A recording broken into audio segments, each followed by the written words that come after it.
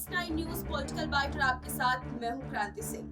भोपाल में जो है अरविंद केजरीवाल के कई सारे बड़े बयान सामने निकल कर के आए। इस धमाकेदार बयान के साथ में उन्होंने बीजेपी को घेरा ही घेरा, साथ में अपनी जीत का आगाज भी कर दिया और साफ तौर पर कहते हुए नजर आए कि चाहे कितनी भी कार्रवाई करवा लीजिए, लेकिन फिर भी जीत हमारी ही पार्टी की होगी। चुनावी रण में हम पिछड़ेंगे नहीं, उसी दृढ़ता के साथ जो है हम आगे बढ़ते हुए नजर आएंगे। तो यहाँ पर चलिए इस खास रिपोर्ट के जरिए हम आपको दिखाते हैं कि अरविंद केजरीवाल की जो टीम है वो भोपाल में कौन सा प्रदर्शन कर रही है। इसके ऊपर कीचड़ फेंको, केजरीवाल के ऊपर कीचड़ फेंको, बोलो केजरीवाल भ्रष्टाचारी है, केजरीवाल भ्रष्टाचारी है। इन्होंने खूब कीचड़ फेंका मेरे ऊपर, लेकिन जनता ने उसका जवाब दिया। जनता कह रही है यार कोई भ्रष्टाचारी आदमी सरकारी स्कूल बनाता है क्या? भ्रष्टाचारी आदमी तो प्राइवेट वालों से पैसे लेके सरकारी स्कूल बर्बाद करता है। कोई भ्रष्टाचारी आदमी सरकारी अस्पताल बनाता है क्या? फ्री में इलाज कराता है क्या? भ्रष्टाचारी आदमी तो प्राइवेट अस्पताल वालों से कमीशन लेके सरकारी अस्पतालों को बर्बाद करता है। जनता ने इनका यकीन नहीं किया। फिर इन्होंने मेरे दो सबसे शानदार मंत्री गिरफ्तार कर लिए, मनीष सिसोदिया और सतिंदर जैन। सतिंदर जैन वो शख्स है जिसने फ्री बिजली देना शुरू किया था दिल्ली के अंदर। उसने सारा, बड़ा इंटेलिजेंट आदमी है वो, बड़ा इंटेलिजेंट आदमी है। सारा मेरे पास हिसाब किताब लेके आया। एक दिन बोला सर जी दिल्ली की बिजली मुफ्त हो सकती है। मैंने कहा कैसे हो सकती है? तो कागज लेके आया, कहता है देखो सर इतने पैसे चाहिए, ऐसे बिजली मुफ्त कर देंगे। उसने दिल्ली के मोहल्ला क्लिनिक बनाए, उसने दिल्ली के सारे अस्पतालों में सारी दवाइयां मुफ्त कर दी। प्रधानमंत्री जी ने उसको जेल में डाल दिया। एक मनीष सिसोदिया है, भाई साहब 75 साल हो गए आजादी के, आज भी हमारे देश का एक गरीब आदमी अपने बच्चों को अच्छी शिक्षा नहीं दे सकता। 18 करोड़ बच्चे पढ़ते हैं सरकारी स्कूलों के अंदर। 18 करोड़ बच्चों का भविष्य अंधकार के अंदर है देश के अंदर। पूरे देश में सरकारी स्कूलों का बुरा हाल है। 75 साल के बाद भगवान ने एक शख्स भेजा, मनीष सिसोदिया। उसने दिल्ली के अंदर सरकारी स्कूलों में कमाल करके दिखा दिया। भाई साहब आप जितने लोग हैं, मैं मजाक नहीं कर रहा, मैं आपको न्योता दे रहा हूं। आप दिल्ली आओ, दिल्ली के किसी सरकारी स्कूल में घुस जाना, आपको यकीन नहीं होगा, शानदार 5 स्टार बिल्डिंग है हमारे सरकारी स्कूलों की। 99.7% नतीजे आए हैं। सरकारी स्कूलों के बच्चे इंजीनियर बन रहे हैं, डॉक्टर बन रहे हैं। रिक्शे वालों के बच्चे डॉक्टर, इंजीनियर, वकील बन रहे हैं। लोग अपने बच्चों को प्राइवेट से निकाल के, बड़े बड़े प्राइवेट स्कूलों से निकाल के अब सरकारी स्कूलों में भर्ती करा रहे हैं। और प्रधानमंत्री जी ने मनीष सिसोदिया को जेल भेज दिया। उस दिन मेरे को लगा, जिस दिन प्रधानमंत्री जी ने मनीष को जेल भेजा, कि देश के प्रधानमंत्री पढ़े लिखे तो होने चाहिए।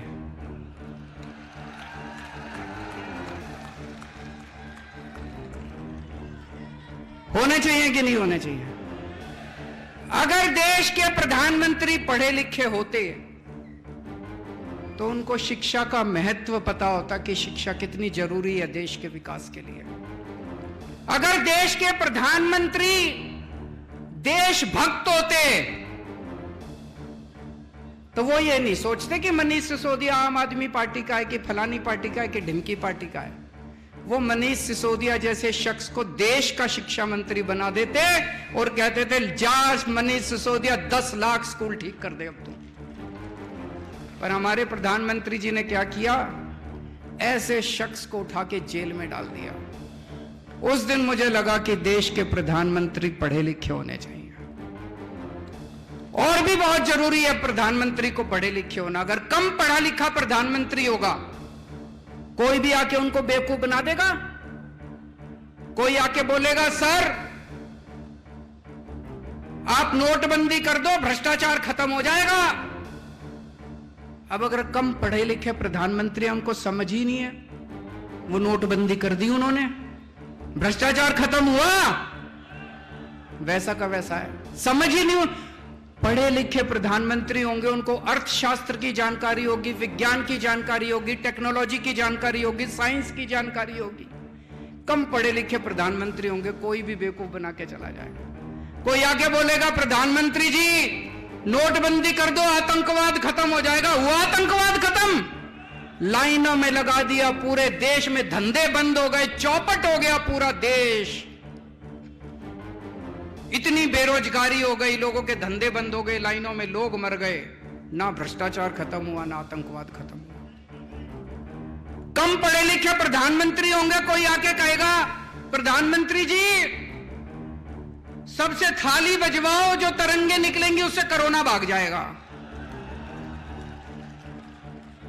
पूरे देश से थाली बजवा दी, चम्मच थाली, सारा देश। बोले प्रधानमंत्री कह रहे हैं तो होगा ही कुछ, भागा कोरोना।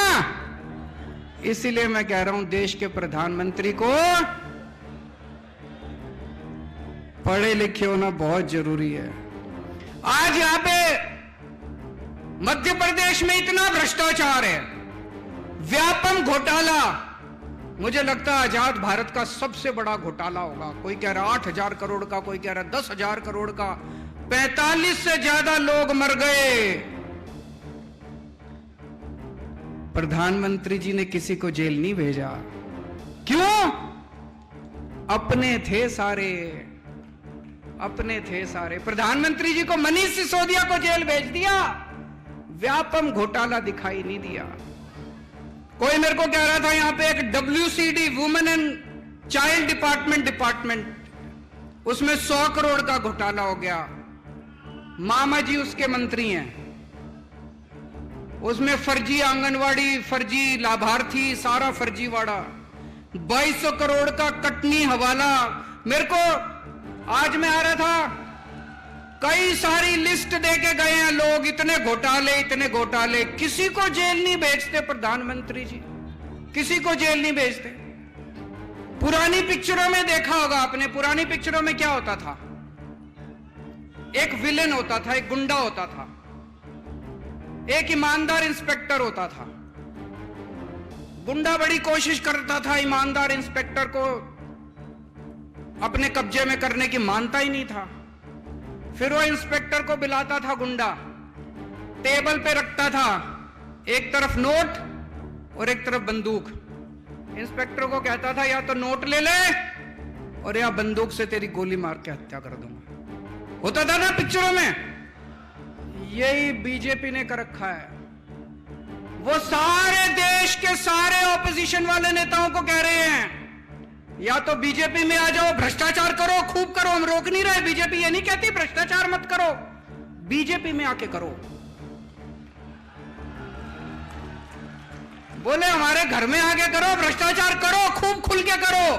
कोई रोकने वाला नहीं है, कोई सीबीआई नहीं, कोई ईडी नहीं, कोई इनकम टैक्स नहीं, कोई पुलिस नहीं, कुछ नहीं, कोई एंटी करप्शन नहीं, कोई विजिलेंस नहीं। भ्रष्टाचार करो, मोदी जी की पार्टी में आके करो, बाहर नहीं करना।